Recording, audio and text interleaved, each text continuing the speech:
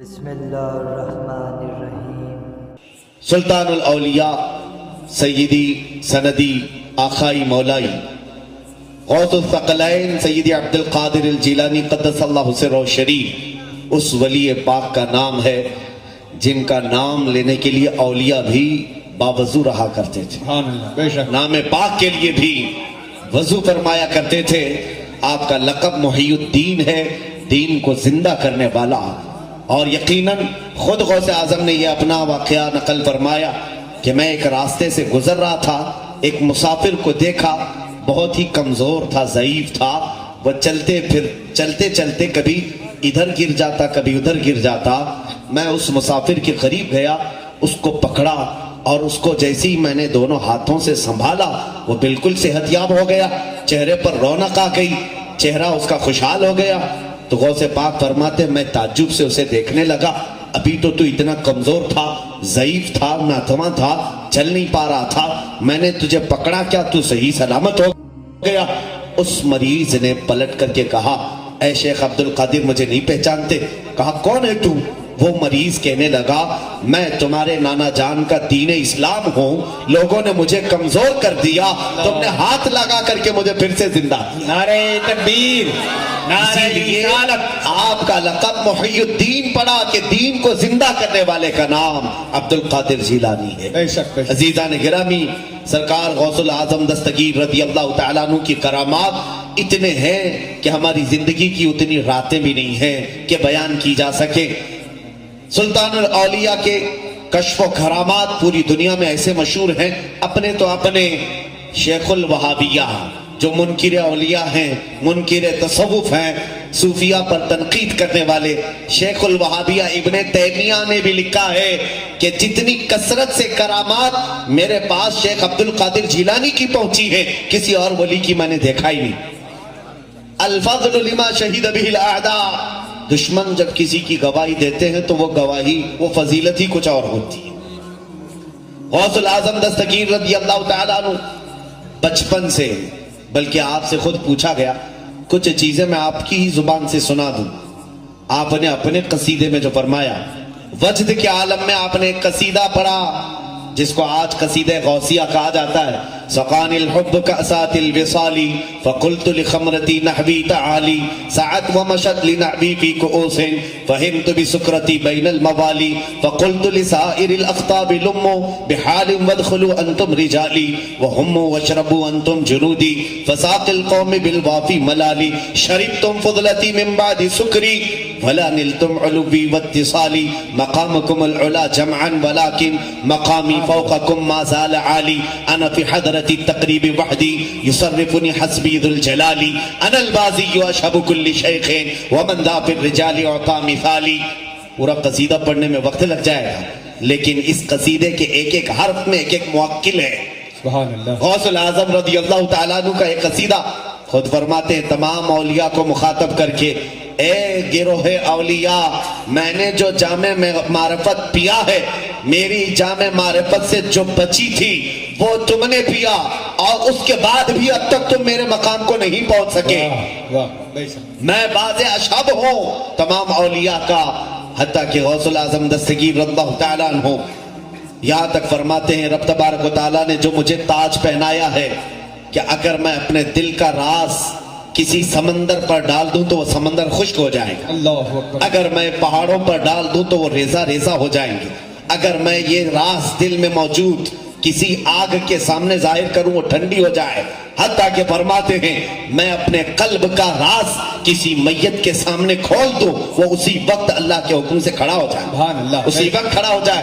اور اتنا ہی نہیں، فرماتے ہیں کہ جتنے دن اور جتنی راتیں اور جتنے مہینے ہوتے ہیں سب مجھ سے آ کر کے پہلے اجازت لیتے ہیں۔ شعبان کا مہینہ طلوع ہونے سے پہلے ہی آتا اور کہتا ہے اے سیدی عبد القادر جیلانی اب میں آنے والا ہوں، مجھے مہینے میں یہ واقعات ہونے والے ہیں۔ غوث العظم دستگیر اشارہ فرماتے ہیں مہینے آگے چلتے رہتے ہیں، یہ مہینے بھی غوث العظم کی دستگیر کی बारगाह में हाजिरी देते हैं। हत्ता कि गौसे पाक फरमाते नज़रतु इला बिलादिल्लाहि जमअन का खरदलतिन अला हुक्म इत्तिसाली, मैं सारे शहरों को अल्लाह के ऐसे देखता हूँ जैसे हथेली में राई के दाने को देखता हूँ। बेशक बेशक सुभान अल्लाह। राई के दाने को जैसे देख रहा हूँ। आपने क्या फरमाया? अल्लाह के सारे शहरों को, अल्लाह के सारे शहरों को, ये नहीं फरमाया जमीन के सारे शहरों को। ये शहर ना पूरे मुंबई है, पूना है, ये जमीन के शहर है। इसके अलावा फुक़हा ने, मुफस्सिरीन ने फरमाया ये जो तुम दुनिया देख रहे हो इस तरह की 18,000 आलम और हैं, 18,000 आलम और हैं। उन आलमों में कौन है, क्या है, कितने शहर हैं, हम में से किसको क्या मालूम?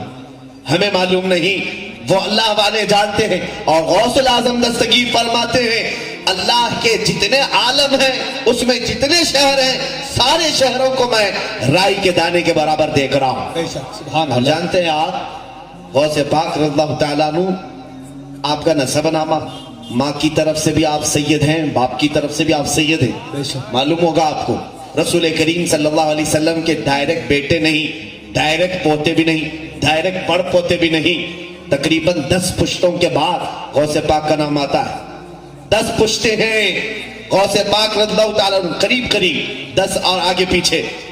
गौसे पाक रज़ियल्लाहु ताला अन्हु 470 के बाद की विलादत है आपकी, हुजूर के विसाल के, हुजूर सल्लल्लाहु ताला अलैहि वसल्लम के जमाने के 400 साल बाद की विलादत है।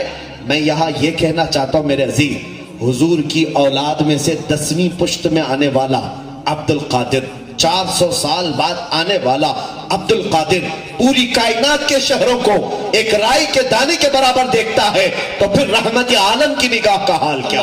जिंदाबाद। बहुत बेशक। उस रसूल मुख्तार सल्लल्लाहु ताला अलैहि वसल्लम की निगाह का हाल क्या होगा?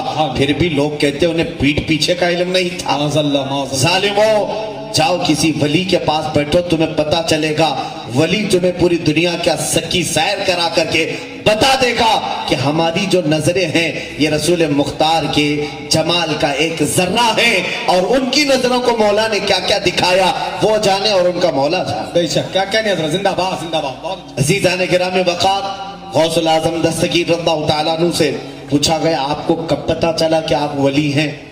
कैसे पता चला, कब? फरमाते जब मैं बचपन में मदरसे जाता था तो मदरसे में हर दीवार से आवाज आती थी इफ़्सहू लिवलियिल्लाह, इफ़्सहू लिवलियिल्लाह। हर जगह से आवाज आती थी अल्लाह के वली के लिए जगह कुशादा कर दो, अल्लाह के वली के लिए जगह छोड़ दो। तो सारे लोग हट जाते थे और मैं बैठ जाता था। उस वक्त ही एहसास हुआ कि अल्लाह रब्बुल इज्जत ने कुछ खास इनायतें मुझ पर फरमाई, हत्ता कि गौसे पाक माँ के पेट से वली हैं, वो पैदाइशी वली हैं। बचपन की बात आप फरमा रहे हैं। देखिए यहाँ पर ताजुल वरा और गौसुल वरा दोनों का इंतखाब क्या कहना? कैसे मिलाप है अभी मैं आपको बताऊं। औलिया की एक खास आदत ये है, दम जदन में ये इधर से उधर हो, उधर से इधर। क्या कहना? बेशक। जहां में अहले ईमान मिस्ल खुर्शीद जीते हैं, इधर डूबे उधर निकले, उधर डूबे इधर निकले, अल्लाह। इनकी हालतें हैं। गौसे पाक रज़ियल्लाहु ताला अन्हु फरमाते हैं कि बचपन में मैं छत के ऊपर खड़ा था अपने घर के, हाजियों के काफिले गुजर रहे थे, हज के लिए जा रहे थे। दिल में हसरत हुई मैं भी हज के लिए चला जाता। हम भी तो हाजियों के काफिले देखकर तमन्ना करते हैं, काश मैं भी पहुंच जाता। गौसे पाक फरमाते मेरे दिल में हसरत हुई, अभी मेरी आंखों से आंसू का कतरा मेरे रुखसार पर आया भी न था कि मैंने देखा आलम वजद में खाना काबा मेरे घर के इर्द गिर्द तवाफ कर रहा है। खाने काबा को मैंने अपने इर्द गिर्द तवाफ करते देखा। ये वो काबा नहीं जो सीमेंट और पत्थर से बने हुई काबे को, ये अहले बसीरत का काबा है जो अहलुल्लाह देखा करते थे। वो काबा औलिया के पास जाता था और गौसे पाक रज़ियल्लाहु ताला अन्हु ने अपने बचपन में देखा। इसीलिए इमाम अहले सुन्नत ने उनकी शान में ये फरमाया है, जहाँ सारे अख्ताब जहाँ करते हैं काबे का तवाफ, काबा करता है तवाफ़े दरे वाला थे। नारे तकबीर, नारे रिसालत, फैज़ाने गौस आज़म, अज़मते ताजुल औलिया, शाने ताजुल औलिया, अनवारे ताजुल औलिया, इसी तरह की बात ताजुल औलिया की बारगाह में भी। ताजुल औलिया یہ مجذوب صفت اور اس طرح جس کو کہتے ہیں کلندرانہ عادتیں، جسے دنیا و مافیہ سے کوئی لینا دینا نہیں، لیکن در حقیقت انہی کی اس وقت حکومت بھی چلتی رہتی، حکومتوں سے بے نیاز، لیکن حکومتیں بانٹنے والے یہی، بے شک ان کی عادتیں ایسی۔ ایک صاحب مدراس سے آئے اور غریب تھے، تاج الاولیاء کے پاس، میں نے پڑھا کافی پہلے ہی، آ کر کے کہا کہ حضور حج پہ جانا ہے، آپ کے پاس بڑے بڑے سیٹ لوگ آتے ہیں، راجے مہاراجے آتے ہیں، کسی سے پیسے دلواؤ اور مجھے حج کروا دو۔ بہت سارے لوگ نظر و نیاز دیتے ہیں، وہ اتنی ساری نظریں آپ بانٹ دیتے ہیں، میرے حج کے پیسوں کا انتظام کر دو۔ مرید دیوانے ہوتے ہیں جو حقیقت میں ہوتے ہیں۔ پکڑ لیا، بابا نے کہا ٹھیک ہے رہ جاؤ، یہیں پر رہو۔ کئی دن گزر گئے، کئی نذرانے بھی آئے، اور جب جب نذرانے آئے پورے آپ بانٹ دیں۔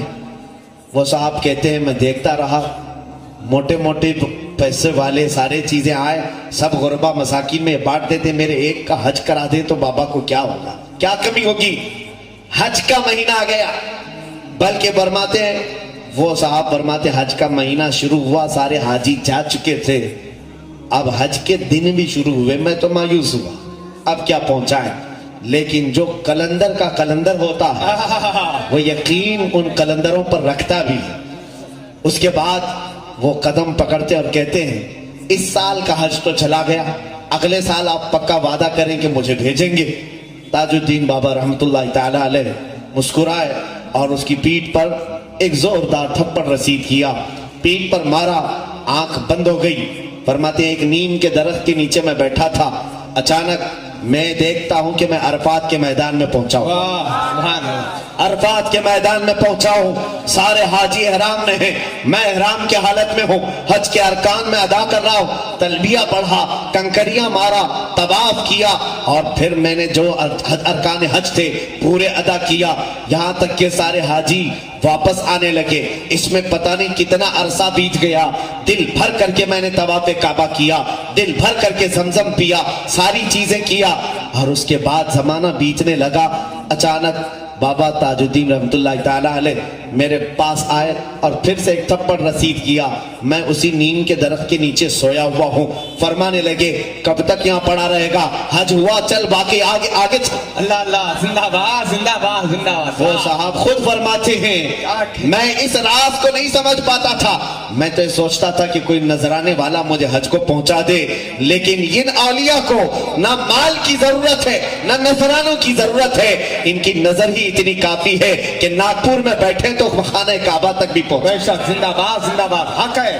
یہ تاج الورا اور وہ تاج الاولیاء، یہ تاج الاولیاء اور وہ غوث الورا، یہ اولیاء کاملین کے مقامات ہیں میرے عزیزوں۔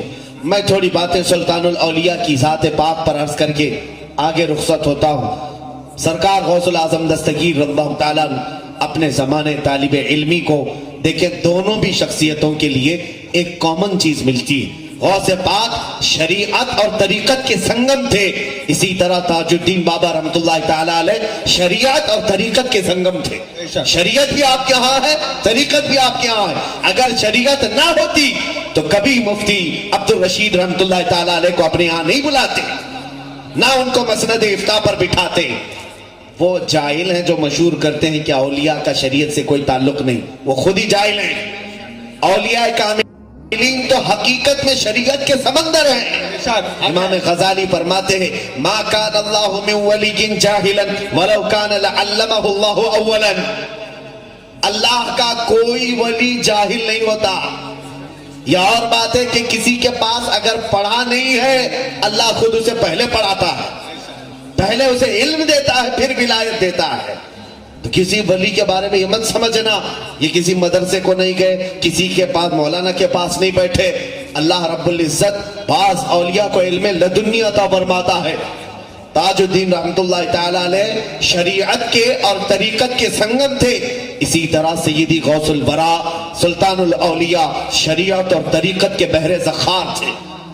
یہاں سے یہ پتہ چلتا ہے سچے اولیاء کے عاشقین وہ ہیں جو شریعت کو بھی پاس رکھتے ہیں، طریقت کو بھی پاس رکھتے ہیں۔ بے شک ایک سبحان بات یاد رکھیں، کچھ لوگ اگر گمراہ کریں کہ نہیں طریقت کی طرف مت جاؤ، صرف شریعت دیکھو، وہ فاسق بنا دیں گے تمہیں، فاسق بنا دیں گے۔ جی جی بہت امام مالک رحمت اللہ علیہ نے فرمایا جو صرف شریعت پڑھتا رہا اور طریقت کی کوئی بات نہیں سیکھا وہ فاسق ہو جائے گا، اور جو شریعت کو چھوڑ کر طریقت کی بڑی بڑی باتیں پڑھنے کے لیے آیا تو وہ تو زندیق بن جائے گا، شیطان بن جائے گا، شیطان اسے گمراہ کر دے گا، اور جو دونوں کو جمع کر دیا وہ اللہ تک پہنچ گیا، سبحان اللہ وہ رب تک پہنچ گیا، کیونکہ میرے عزیز شریعت مولانا لوگوں کی نہیں ہے، میرے آقا صلی اللہ علیہ وسلم کی، بے شک کیا رسول پاک کی ہے، بے شک اور اس دروازے کو چھوڑ کر رب کی معرفت کہاں سے ہوگی؟ بخدا خدا کا یہی ہے در، نہیں اور کوئی مکر مکر جو وہاں سے ہو یہی آ کے ہو، جو یہاں نہیں تو وہاں نہیں۔ بے شک کیا کہنے حضرت زندہ باد زندہ باد رسول کریم صلی اللہ علیہ وسلم کی شریعت یہ در حقیقت میرے آقا کا دروازہ ہے، یہ چھوڑ کر معرفت تک نہیں پہنچ سکو گی۔ خیر غوث پاک رضی اللہ تعالیٰ عنہ خود اپنے قصیدے میں فرماتے ہیں درست العلم حتی صرت قطبا ونلت السعد من مولا الموالی، میں علم حاصل کرتا رہا، علم حاصل کرتا رہا، یہاں تک کہ میں علم حاصل کرنے کے زمانے میں ہی قطبیت کے مقام کو پہنچ گیا، سبحان اللہ سبحان اللہ قطب بن گئے۔ غوث پاک زمانے طالب علمی میں قطب تھے، یہ علم حاصل کرتے کرتے آج ضرورت ہے طلباء اسلامیہ کو جو مدارس میں پڑھتے انہیں بھی بتایا جائے کہ تم علم جو شریعت کا حاصل کر رہے ہو ساتھ ہی ساتھ قناعت کا، صبر کا، توکل کا، رضا کا، ثبات کا، استقامت کا پڑھو گے تو تم زمانے طالب علمی میں بھی مقام باطن حاصل کر لو۔ کیا کہنے بے شک بہت لیکن آج مدارس خالی ہو گئے روحانیت سے، مدارس خالی ہو گئے تصوف سے، بہت کم الا ماشاءاللہ کوئی ہوں گے، لیکن آج ایسا کر دیا گیا ہے کہ علماء شریعت کو الگ کر دیا گیا اور ان کو بے عمل بنایا جا رہا ہے، اور خانقاہیں الگ ہو گئیں جہاں شریعت کا کوئی علم ہی نہیں رہ گیا۔ میرے عزیزوں یہ دونوں کے جمع کرنے کی آج بھی ضرورت ہے، جیسے حضور تاج الاولیاء نے اپنے آستانے پر جمع کیا۔ کیا کہنے بہت اچھے بہت اچھے بہت وہ طریقت کے بحر سخار ہیں، بے شک وہ معرفت کا جام بھر بھر پینے نہیں پلانے والے ہیں، بے شک اس کے باوجود فقیہ اعظم ہند کو اپنے دربار میں بلا کر کے رکھا، ہائے ہائے واہ بلا کر کے رکھا بہت اچھا اور ان کو نوازتے بھی رہے۔ بے شک فقیہ اعظم ہند نے اپنی زندگی بھر افتاء کی مسند سنبھالے رہے، اور شہر ناگپور اس وقت مرکز تھا اس طور پر کہ بڑے بڑے علماء فقہ میں مفتی عبدالرشید رحمۃ اللہ علیہ سے رجوع کرتے تھے۔ آقا حضرت زندہ نعرہ تکبیر، نعرہ رسالت، فیضان تاج الاولیاء، فیضان حضور فقیہ اعظم زندہ باد زندہ باد۔ ابھی حضرت سے میں ملاقات کیا مفتی عبدالقدیر خان صاحب سے، پہلی ملاقات میں نے کہا کہ آپ کے والد اور آپ کے باپ کی کتاب پڑھے بغیر آج یہاں کوئی مولانا بھی نہیں بنتا، کوئی عالم بھی نہیں بنتا۔ ہم مدرسے میں جاتے ہیں، پہلی کتاب جو ہمیں پکڑائی جاتی ہے تسہیل المصادر، وہ مفتی عبدالرشید صاحب کی لکھی ہوئی آقا حضرت رحمت اللہ تعالی علیہ، ان کی کتاب سے ابتدا ہوتی ہے۔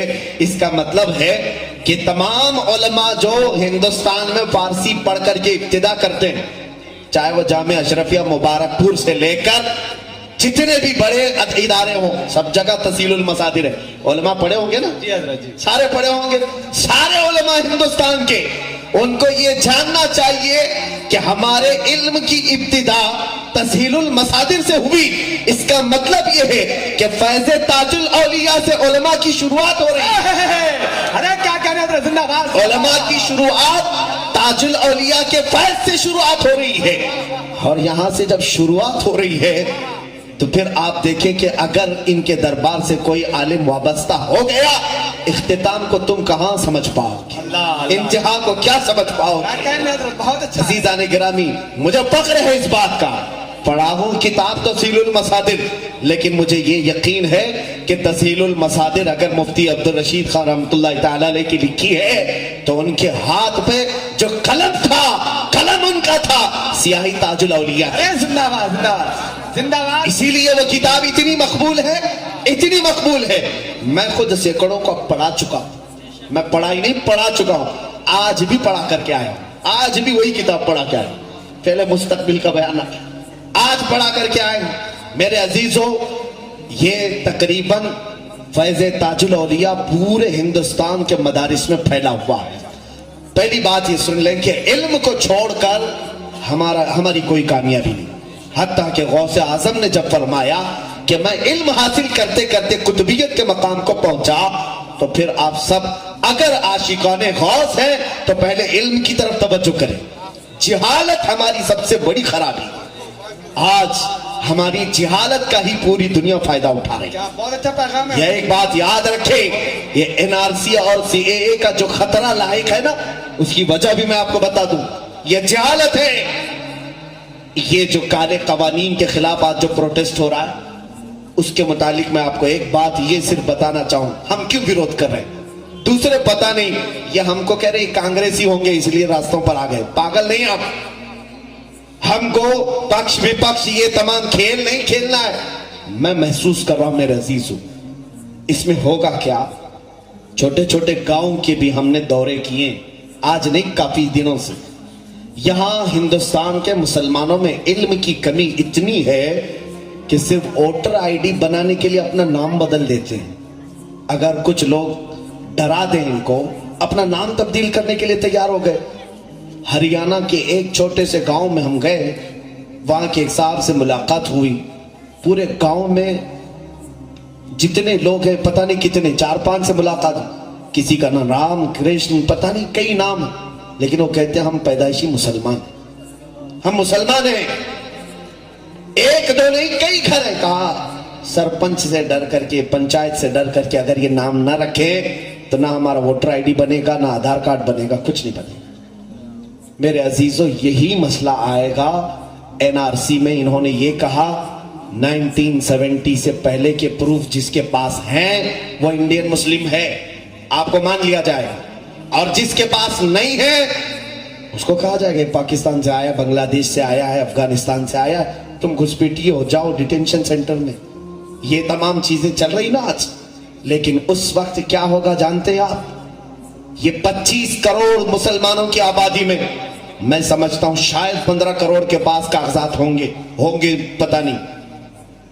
قریب دیہات میں رہنے والے 10 کروڑ کے قریب کی آبادی ایسی ہے جن کے پاس کاغذات وغیرہ کچھ نہیں اور علم بھی نہیں. وہ کیا کریں گے؟ انہیں جب یہ کہ ڈرا دیا جائے گا کہ تمہیں باہر کا گھوشت کر دیا جائے گا، تو سب سے پہلے یہ نہیں بھائی میں تو سکھ ہوں، نہیں بھائی میں تو ہندو ہوں، نہیں بھائی میں تو جین ہوں. یہ ارتداد کا فتنہ بھی جہالت سے شروع ہوتا ہے میرے عزیز. آدمی مرتد تک بن جاتا ہے. ہم اس قانون کا ویروध اس لیے کر رہے ہیں کہ ہمارے دین کے اوپر یہ مسئلہ آ گیا ہے. بعد میں یہ جو مسلمانوں کو ارتداد کے فتنے سے کون بچائے گا؟ عزیزان گرامی وقت کی نزاکت کو سمجھے. بہرحال میں موضوع سے ہٹنا نہیں چاہتا، لیکن بات یہاں جہالت کی آئی ہے تو مجھے بولنا پڑتا ہے کہ آج ہماری قوم میں سب سے زیادہ جہالت، اور یہ ہماری نہیں بلکہ کئی کمیٹیاں اس پر ریسرچ کر کے اپنی رپورٹ گورنمنٹ کو پیش کر چکی ہے. سب سے زیادہ جہالت. نہ کالجز میں ہمارا کچھ مقام، نہ مدارس اسلامیہ میں. پھر جاتے کہاں ہیں؟ کیا سارے کباب روٹی کھانے کے لیے ہوٹلوں پہ کھڑے رہتے، یا رات بھر انٹرنیٹ چلانے کے لیے PUBG گیم کے لیے تمہاری زندگی ہے؟ میرے عزیزو آج نوجوان اکثریت کے ساتھ ہمیں تباہ کیا گیا ہے. سب سے زیادہ آج نشہ مسلمان قوم میں بیچا جا رہا ہے، سب سے زیادہ ہمارے محلوں میں فروخت ہو رہا ہے. تم نہیں جانتے کہ یہ در حقیقت ایک سازش ہے کہ تمہیں نکمہ بنا دیا جائے، تمہیں آوارہ کر دیا جائے، تم کسی کے بارے میں بولنے کی طاقت تک نہ رکھو. آج نہ اٹھے تو کل تمہیں مردوں میں شمار کیا جائے گا. ایک بات ہی یاد رکھ لے، جہالت سے توبہ کرے. ارے میرے عزیزو علم کی کوئی عمر نہیں ہوتی. آج میری بات سے اگر آپ سہمت ہیں، آج بھی آپ پڑھ سکتے ہو، آج بھی پڑھ سکتے ہو. شیخ سعدی رحمت اللہ علیہ فرماتے 7 سال کے بعد تو میں نے پڑھنا شروع کیا ہے.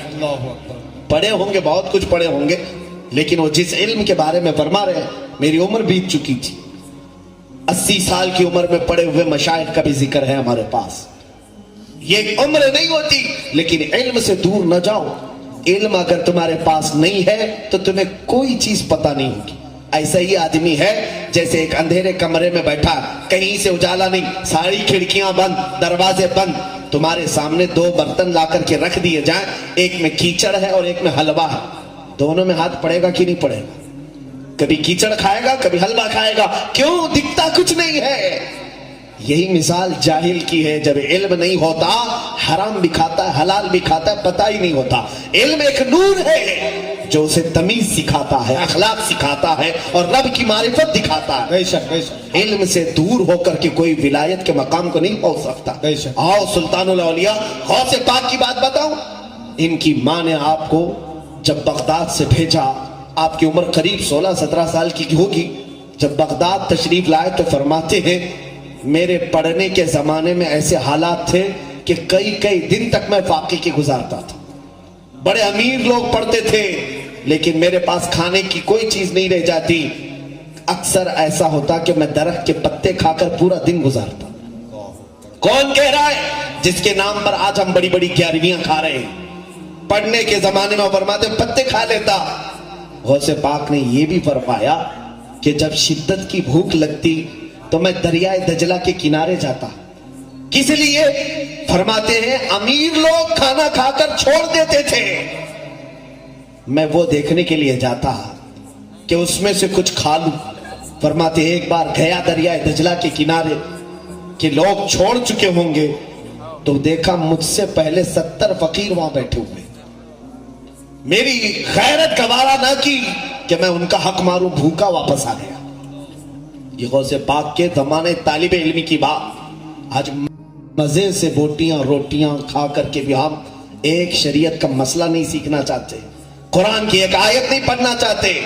ہم کیسے عاشقان اولیاء میں شامل ہیں میرے عزیز؟ بیداری یہ پیدا کرو کہ تمہارا بچہ یہ نہیں کہ دوسرے نعرے لگائیں، بلکہ ہمارے مشائخ نے نعرہ دیا ہے آدھی روٹی کھائیں گے بچوں کو پڑھائیں گے، بچوں کو پڑھائیں گے، اس لیے کہ علم کے بغیر کوئی بھی چیز نہیں دنیا میں۔ یہ میرے آقا صلی اللہ علیہ وسلم کا فیض ہے میرے عزیزوں۔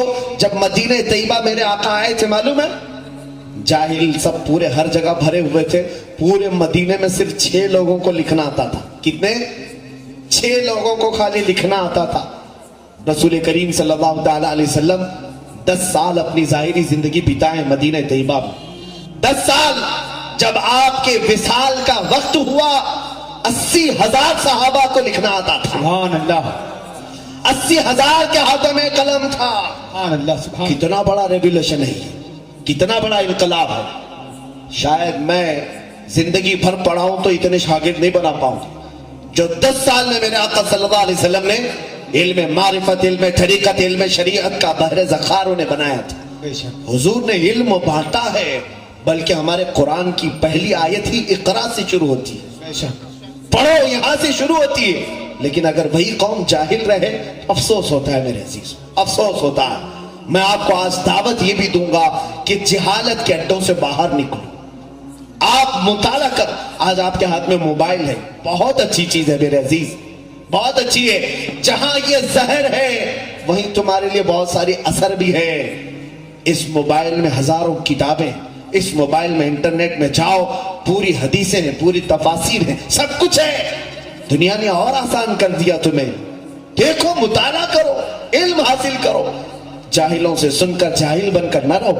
غوث پاک فرماتے ہیں جس دن دریائے دجلہ سے میں واپس آیا، سنیے، غوث پاک صرف کرامتیں سنتے ہیں نا، ٹھوکر سے مردے زندہ ہونا یقیناً وہ ان کا مقام ہے، لیکن اس مقام تک پہنچنے سے پہلے جو مشقتیں آپ نے اٹھائی ہیں وہ بھی تو بیان ہونا چاہیے۔ کیا کہنا صحیح ہے، وہ مسائل جو آپ نے برداشت کیے ہیں وہ بھی بیان ہونے چاہیے۔ فرماتے ہیں کہ میں بھوکا ایسے آیا کہ میرا پیٹ سے لگ رہا تھا، اتنی بھوک تھی۔ ایک مسجد میں آ کر کے سو گیا، قریب کی ایک مسجد تھی، اور جیسے ہی میں وہاں لیٹا، ظہر کا وقت تھا، دیکھا تھوڑی دیر کے بعد ایک تاجر مسجد میں داخل ہوا، تجارت کرنے والا، بغداد میں بہت آتے تھے۔ وہ آیا اور اندر آ کر کے وہ نماز سے فارغ ہو کر کے اپنے ہاتھ میں کچھ تھیلی ولی تھی، کھولا تو اس میں گرم گرم کباب، اس کی خوشبو پھیل گئی، اور وہ کباب دسترخوان پر بچھا کر کھانے کے لیے بیٹھا۔ غوث پاک فرماتے میری نظریں اس طرف گئی تو اس نے مجھے دیکھا اور کہا بیٹا آ جاؤ دسترخوان میں شریک ہو جاؤ۔ فرماتے ہیں سنت یہ ہے کہ جب بھوک لگے اور کوئی بلائے تو نہ کہا جائے، شریک ہو جائے۔ میں شریک ہو گیا، دسترخوان پر بیٹھا۔ جب کھانے کی بات آئی تو اس نے مجھ سے پوچھا کہ تم کیا کرتے ہو؟ کہا میں پڑھتا ہوں، یہاں پر طالب علم ہوں۔ تو اس نے چونک کر کہا بہت اچھا ہوا کہ ایک طالب علم سے میری ملاقات ہوئی، میرا ایک مسئلہ تم سالو کر دو گے، حل کر دو گے؟ کہا بولے آپ کا کیا مسئلہ ہے؟ وہ تاجر کہتا ہے در حقیقت میں جیلان سے آیا ہوں، جو غوث پاک کا مادری وطن ہے، جہاں آپ کے پیدا ہوئے۔ کہتا ہے میں جیلان سے آیا ہوں، تجارت کی غرض سے آیا تھا، تجارت میں بہت لاس ہو گیا، سب لٹ گیا۔ لیکن ایک بات ہے کہ میں جب جیلان سے نکل رہا تھا تو ایک بہت ہی عفت شعار خاتون ہے ہمارے شہر کی، جس کا نام فاطمہ ام الخیر ہے۔ سبحان اللہ، یہ غوث پاک کی ماں ہے، سبحان اللہ۔ فاطمہ ام الخیر بڑی پردہ نشین خاتون ہے۔ اس نے میرے ہاتھ کچھ درہم بھجوائے، اس نے یہ کہا کہ میرا بیٹا عبد القادر بغداد میں پڑھ رہا ہے، اس تک یہ پہنچا دو۔ تو میں وہ لے کر کے تو آیا، لیکن یہاں اتنے دن رہا، تجارت میں پورا خسارہ ہو گیا، مال ختم ہو گیا۔ اخیر میں میرے پاس صرف وہی درہم بچے تھے، بھوک کی اتنی شدت تھی کہ انہی درہموں سے میں ایک کباب خرید کر کے لے آیا۔ یہ جو ابھی کھا رہا ہوں یہ اسی بچے کے پیسوں کے کباب ہیں، میں وہ کھانے کے لیے بیٹھا ہوں۔ تم مجھے یہ مسئلہ بتاؤ، کیا میرا یہ کباب کھانا ابھی جائز ہے؟ غوث پاک نے فرمایا ہاں جائز ہے، کباب کھانا آپ کے لیے جائز ہے۔ کھا لیے، پورا کباب کھانے کے بعد اس نے پوچھا یہ مسئلہ مجھے بتاؤ، کیا آپ نے کہاں پڑھا ہے کسی کے بھی کباب کو کھانے کی آپ اجازت کیسے دے سکتے ہیں؟ غوث پاک نے فرمایا جس عبد القادر کو تم ڈھونڈ رہے ہو وہ عبد القادر میں۔ اللہ اکبر، اللہ اکبر۔ وہ شرمندہ ہو گیا، کہا کہ پہلے بتائے ہوتے تو میں سارے کباب تمہارے حوالے کر دیتا، اس کے تم ہی مالک تھے۔ غوث پاک نے فرمایا میں کسی کو کھلانے کے وقت اسے شرمندہ کر کے کھلانا نہیں چاہتا۔ اللہ اکبر، یا اولیاء کی شان ہے تو دیتے بھی ہیں تو احسان نہیں جتاتے، ہاں بے شک بے شک۔ مجھے شرمندگی نہ ہو۔ عزیزان گرامی، غوث پاک اپنے طالب علمی کے زمانے کی حالات بیان کر رہے ہیں۔ کباب بھی کھا لیے، پیسے بھی ختم ہوئے، پوری زندگی اسی طرح کی چلی، حتیٰ کہ اتنی مشقتیں آپ نے اٹھائی۔ ایک روایت میں نے سنی تھی بزرگوں سے، غوث الورا فرماتے ہیں ایک وقت ایک تاجر آیا بغداد میں، مجھ سے ملاقات کیا اور کہا تم عبد القادر ہو؟ کہا تمہاری ماں بڑی بیمار ہے اور بیوہ، پتہ نہیں اس کے گھر کی دیکھ بھال کون کرتا ہے، کبھی وہ باہر نہیں نظر آئی، وہ بیمار ہے، ہم نے محلے کی خواتین سے سنا ہے۔ غوث پاک کو رقت طاری ہو گئی، اپنی ماں کی یاد آ گئی، کئی سال بیت چکے تھے بغداد میں، رونے لگے، برداشت نہیں ہوا تو رات کو ہی سامان اٹھایا اور نکل پڑے، ماں بیمار ہے۔ غوث پاک اپنی ماں سے ملاقات کرنے کے لیے جو سفر کیے، جیلان سے بغداد کا سفر میرے عزیزوں آج کے زمانے میں بھی پوری مکمل فاسٹ گاڑیوں سے بھی کرو گے تو تمہیں 2 دن لگ جائیں گے، 2 سے 3 دن لگ جائیں گے۔ وہ زمانہ مہینے بھر کی مسافت کا تھا۔ جب جیلان پہنچے اپنے پرانے گھر، رات کا وقت تھا، دروازہ کھٹکھٹایا، ماں اندر سے ہلکے ہلکے قدموں سے آئی، آواز آئی کون ہے؟ کہا عبد القادر۔ ماں نے اپنے بیٹے کا یہ لہجہ سنا، ظاہر سی بات ہے کس ماں کا کلیجہ نہیں دہل جائے گا، اپنے اتنے دیر کے بعد آئے ہوئے بچے کو کون نہیں دیکھنا چاہتی ماں۔ لیکن پہلا سوال اس فاطمہ ام الخیر نے یہ کیا، بیٹا عبد القادر تعلیم مکمل کر کے آئے یا ادھوری چھوڑ کے آئے؟ دروازہ کھولے بغیر پہلا سوال یہ، کروڑوں سلام تربت ام الخیر پر جو غوث کی ماں ہے۔ غوث پاک نے باہر سے کہا ماں ابھی تعلیم مکمل تو نہیں ہوئی لیکن تمہاری یاد ستانے لگی، آ گیا کہ ملاقات کر لوں، پھر میں واپس چلا جاؤں گا بغداد۔ ماں نے اندر سے کہا عبد القادر ملاقات کی ضرورت نہیں، جاؤ تمہاری اور ہماری ملاقات انشاءاللہ قیامت کے دن ہوگی۔ فرماتے ہیں ماں نے دروازہ نہیں کھولا، میں الٹے پاؤں واپس پلٹ آیا، بغداد آیا، گھر تک پہنچ کر ملاقات نہیں کی۔ بغداد جب واپس آیا تو تعلیم حاصل کرتا رہا، یہاں تک کہ ایک بار پھر ایک جیلان کا تاجر آیا، مجھ سے ملاقات کیا اور اس نے کہا عبد القادر مہینہ ہو گیا تمہاری ماں کا انتقال ہو چکا, جنازہ ہم نے پڑھا اور دفن کر دیا. یہ ہے غوث الورا کی طالب علمی کی زندگی. آج ہم آرام دہ بستروں میں سو کر کے سوچتے ہیں سارا علم ہمارے دماغ میں ایسی ڈل جائے. وہ بڑے بڑے اولیاء تاج الدین بابا رحمت اللہ تعالی علیہ کیا کہیں پڑھے نہیں تھے؟ یہ بھی اپنے اساتذہ کے پاس وقت بتائے ہیں. اولیاء کاملین اس کو عیب نہیں سمجھتے کسی استاد کے پاس زانو ادب طے کرنے کو. غوث العظم دستگیر رضی اللہ تعالیٰ عنہ علم شریعت اتنے دنوں تک حاصل کرتے رہے. اس کے بعد فرماتے ہیں 40 سال جنگلات میں میں نے دن گزارے ہیں, اور وہ بھی کس طرح سے؟ انگور کے ایک دانے سے سحری کرتا اور پانی سے تھوڑے سے پانی سے افطار کرتا. پوری اتنے سال بتائے, اور اس کے بعد غوث پاک رضی اللہ تعالیٰ عنہ مخلوق خدا کی ہدایت کے لیے شہر میں آئے, اور وہ بھی یوں ہی نہیں آئے. فرماتے ہیں میں آیا, مسجد میں سویا بغداد میں نے دیکھا خواب میں میرے آقا تشریف لائے. کہا عبد القادر اٹھو نصیحت کرو لوگوں کو. کہا یا رسول اللہ صلی اللہ علیہ وسلم میں عجمی ہوں, فارسی زبان والا ہوں, یہ عرب ہیں, میری زبان سمجھیں گے؟ حضور پاک صلی اللہ علیہ وسلم نے فرمایا اپنا منہ کھولو. میں نے منہ کھولا تو حضور نے 7 بار میرے منہ میں اپنا لعاب ڈالا. تھوڑی دیر گزری تھی, میں ابھی لیٹا تھا, مولا علی کرم اللہ وجہہ الکریم آئے. کہا عبد القادر منہ کھولو. میں نے منہ کھولا تو 6 بار مولا کائنات نے اپنا لعاب پاک میرے منہ میں ڈالا. میں نے پوچھا میرے آقا نانا نے 7 بار دیا, آپ نے 6 بار. کہا ادب کی وجہ سے کہ میں برابر نہ ہو جاؤں, اللہ برابر ہی نہ کروں.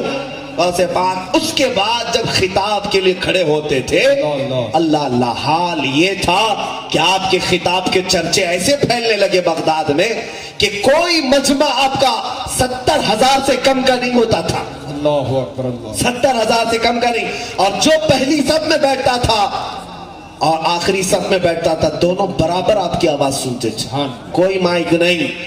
اور پھر لکھا ہے بہجت الاسرار شریف میں بھی کہ غوث پاک کا کوئی بھی خطاب, کوئی بھی اجتماع ایسا نہیں ہوا کہ جس اجتماع کے بعد اس اجتماع میں سے لوگوں کے جنازے نہ اٹھے. اللہ اکبر, اللہ ہر خطاب کے بعد کتنوں کی روح چلی جاتی عالم وجد میں, کتنے بے ہوش گرے رہتے تھے, کتنے اپنے کپڑے پھاڑ لیتے تھے, توبہ کرتے تھے. بس زبان کی بلا کی تاثیر تھی میرے عزیزوں, غضب کی تاثیر تھی, حتیٰ کہ جو زبان سے نکلتا تھا وہ دلوں میں ایسا پیوست ہوتا کہ زندگی بھر کے لیے وہ نقش کر لیتا تھا. جو ایک بار دربار غوث میں آیا, جب ڈاکوؤں نے صرف چہرہ دیکھ کر کے توبہ کیا تھا, تو جو دربار میں بیٹھتے تھے ان کا مقام کیا ہوتا. غوث العظم دستگیر زبان کی تاثیر صرف اتنی بتا دوں میں آپ. ایک بار اپنے بڑے صاحبزادے حضرت عبد الجبار کو کہا کہ آپ خطاب کرو. آج غوث پاک کے بڑے بیٹے حضرت عبد الجبار خطاب کے لیے کھڑے ہو گئے. مجمع سناٹے میں ہے, کافی دیر آپ نے خطاب کیا, لیکن وہ ماحول نہیں تھا جو سلطان الاولیاء کے مجمع کا ماحول ہوتا ہے. دھاڑیں نکلتی تھیں, چیخیں نکل جاتی تھی. وہ اتر آئے ممبر سے, کہا آپ جب بیان کرتے ہیں تو ماحول ہی کچھ اور ہوتا ہے. غوث پاک نے فرمایا بیٹھو تم, میں بیٹھ کھڑا ہوتا ہوں, میں ممبر پر جاتا ہوں. سنیے, غوث پاک ممبر پر گئے اور کیا بیان کیا جانتے ہیں؟ غوث پاک کے خطبات بھی میرے پاس ہیں, کیا کیا بیان کرتے ہیں میں نے بھی پڑھا. وہی چیز اگر آج میں بھی بیان کروں, تاثیر بہت الگ ہے. غوث پاک کھڑے ہوئے بیان کرتے ہیں, اے لوگوں آج میرے گھر میں ایک حادثہ ہو گیا. یا میرا مجمع بھی سن کر کے بتایا کہ کس کو سمجھ میں آ رہا, سمجھ میں آتا ہے کہ نہیں. غوث پاک فرما رہے, اے لوگوں میرے گھر میں ایک حادثہ ہو گیا. آج لوگوں کے کان کھڑے ہو گئے. کہتے ہیں عبد الجبار کی ماں, یعنی اپنی بیوی کے بارے میں کہہ رہے ہیں, عبد الجبار کی ماں کافی دنوں سے مٹی کی ہانڈی میں ایک چھیکے سے لٹکا کر کے دہی جما کر رکھی تھی, دہی بنا رہی تھی تاکہ گرمی کی شدت میں دوپہر کے وقت میں دہی کھا سکو. کافی دن کے دہی کے جمنے کے بعد آج وہ مٹی کے مٹکے سے دہی کو نے اتارا. میں گھر میں ابھی پہنچا نہیں تھا کہ ایک بلہ آیا اور پنجہ مارا مٹکا ٹوٹ گیا دہی بہ گیا، مٹکا ٹوٹ گیا دہی بہ گیا. بتاؤ اتنا سننا تھا کہ پورا مجمع چیخیں مارنے لگ گیا، سارے رونے لگ گئے، کپڑے پھٹ گئے لوگوں کے. مجھے بتاؤ یہ کیا ہے؟ دہی بہ گیا مٹکا ٹوٹا تو لوگ کیوں رو رہے ہیں؟ کیا ہے اس بیان میں ایسا؟ میرے عزیزوں سننے والے بھی اہل اللہ ہوتے تھے، سننے والے بھی اہل اسرار میں سے ہوتے تھے. اس لیے کہ غوث پاک جو بیان کر رہے تھے وہ اپنے گھر کا قصہ نہیں، دہی ہانڈی کا مسئلہ نہیں تھا. در حقیقت وہ اشارے میں یہ سمجھا رہے تھے لوگوں دنیا کی زندگی ایسی ہوتی ہے کہ انسان مال جمع کرتا ہے، مال جمع کرتا ہے، مال جمع کرتا ہے، اتنا جمع کر لیتا ہے کہ کھانے کا وقت آیا ہوتا ہے اس سے پہلے ملک الموت آتا ہے، پنجہ مارتا ہے، روح لے کر چلا جاتا ہے. اللہ اکبر اللہ اکبر اللہ اکبر. یہ بیان کرنا چاہ رہے تھے غوث پاک. یہی ہوتا ہے، ہم جمع کرتے ہیں صحت پر بات کر کے جمع کر لیا، دن رات کی ڈیوٹی کر کے پیسہ جمع کیا، کھانے کے وقت شوگر آ گئی شکر بھی نہیں کھا پائے، بی پی آ گئی نمک بھی چھوڑ دیا، ارے نگلنے کے لیے لقمے بھی نہیں جاتے. پھر وہ وقت بھی آ جاتا ہے مال دھرا کا دھرا رہ گیا، ملک الموت ہماری روح لے کر چل پڑا. اللہ اکبر اللہ. غوث العظم دستگیر کے اتنی سی بات میں اتنی تاثیر تھی کہ لوگ رونے لگ جاتے تھے.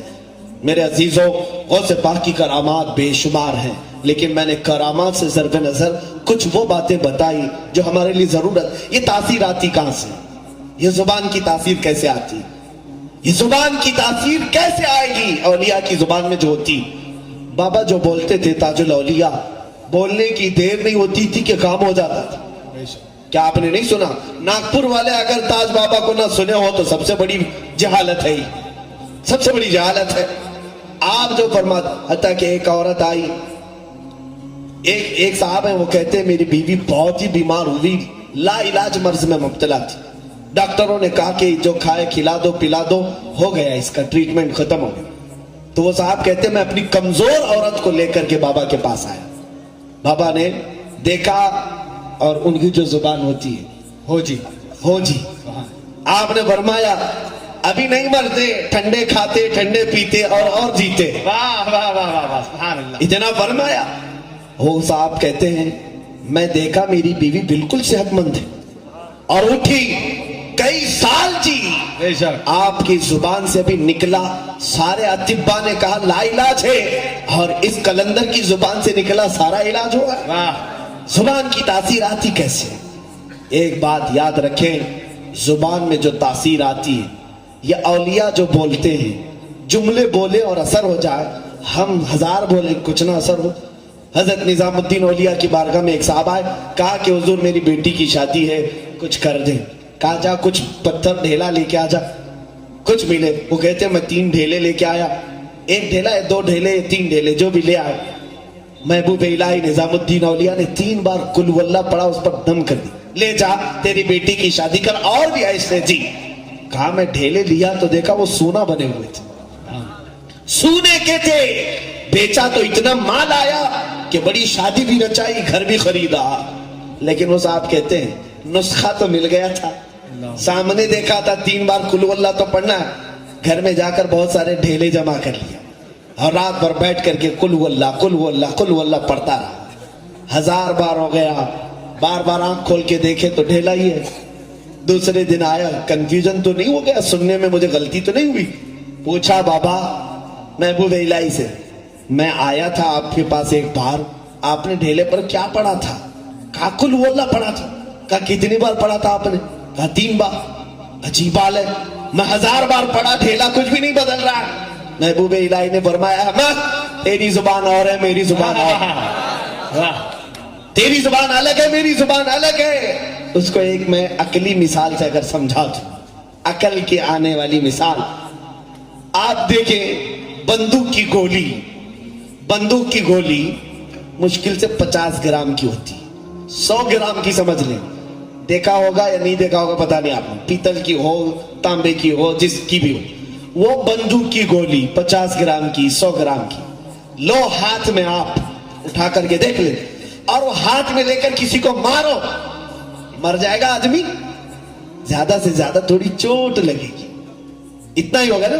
لیکن اسی گولی کو بندوق میں رکھ کے مارو پھر تو وہ جان سے ہاتھ دھو بیٹھے گا. تو میرے ہاتھ کی کیا غلطی تھی؟ بات یہی کی ہے کہ بندوق میں وہ کمال ہے کہ بارود کو وہ آگ بنا ڈالتی ہے، میرے ہاتھ میں وہ چیز نہیں. اسی طرح ہماری زبانیں اور ہیں جو جملے بولتی ہیں، اور ان کی زبانوں سے جو جملے نکلتے ہیں کبھی وہ سونا بناتے کبھی چاندی بناتے. زندہ باد زندہ باد. اسی لیے وہ پتھروں کو بھی دیکھا انہوں نے تو گوہر نایاب بنایا، جاہلوں کو دیکھا تو عالم با عمل بنایا، درویش فقیر کو دیکھا تو امیر و غنی بنایا، اور پھر کسی عام کو دیکھا تو ولایت کے مقام کو بھی پہنچا.